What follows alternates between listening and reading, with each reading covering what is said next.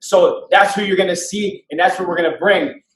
You have to do that, right? So it's do you just part find of the it business. exhausting? Like, Do you find it exhausting? Like, do you get tired of no, because you know what? That's me every day already, right? Yeah. But like, you know, you look at guys when they get, and these are where I, you know, watch some of the best Chael Sonnen, Conor McGregor.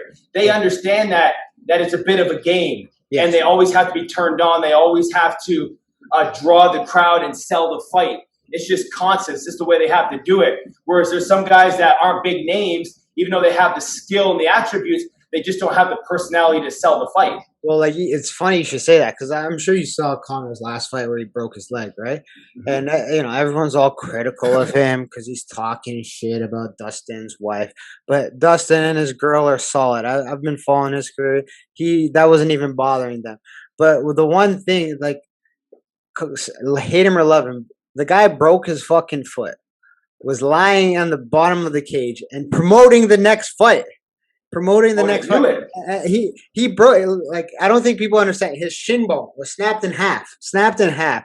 And he was talking shit, challenging the guy to come and fight him while he was on the ground, promoting, like, he's like looking at the commission. He's like, that was not a knockout. That was not a knockout. That was a TK. That was a doctor style. Like, he was already, his mindset was gone from, hey, this is over. Whatever happened just happened. But let me keep going. Let me promote. That's the kind of energy that I think people, like, they don't understand it because maybe they don't have it.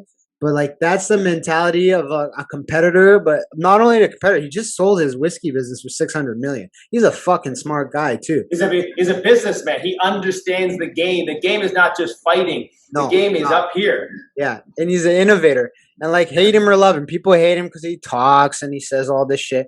And I love him because he's transcended the game where you no longer, like, and I wish all athletes take this into account. You don't have to rely on the income that you make from playing sport to be your permanent income for the rest of your life. If you look at a guy like Conor McGregor, look at the average income of look at the average income of an up and coming fighter like myself or whatever. It's horse shit. It's nothing. You can't make a living off of that. You can't feed your family off of that. But what he's done is he's used his ability to be an athlete. And let's be honest, in terms of fighting, he's not the greatest fighter on the planet. Not the greatest fighter. He's very one-dimensional. Fantastic fighter, but he can be beaten, right? Yeah.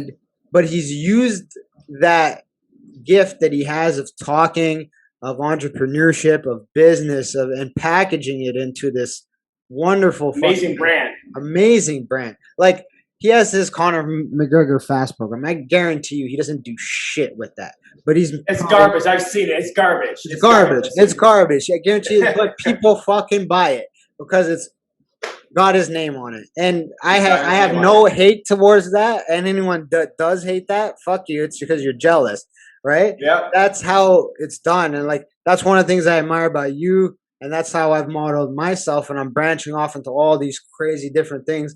Like, my wife sometimes is like, you got to slow down. You got to finish one project. I'm like, no, I'm going to do all of them at the same time. She's like, Ashley, you don't have – I'm like, I can do it. I'm fucking Superman.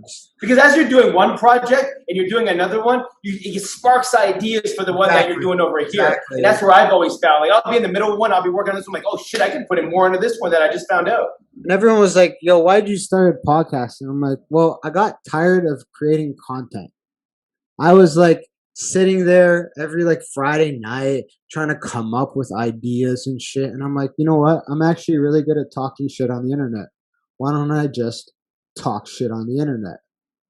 Yeah. Hey, newsflash, guys. That's a way to that's how you do it, that's right? That's a way to make money. That's a way to make money. So I'm like, what? Like, you know, I use Joe Rogan because I listen to a lot of his content, but, like, he basically gave everybody the blueprint to, you know, getting online. He's like, get a microphone, get your phone, and record shit.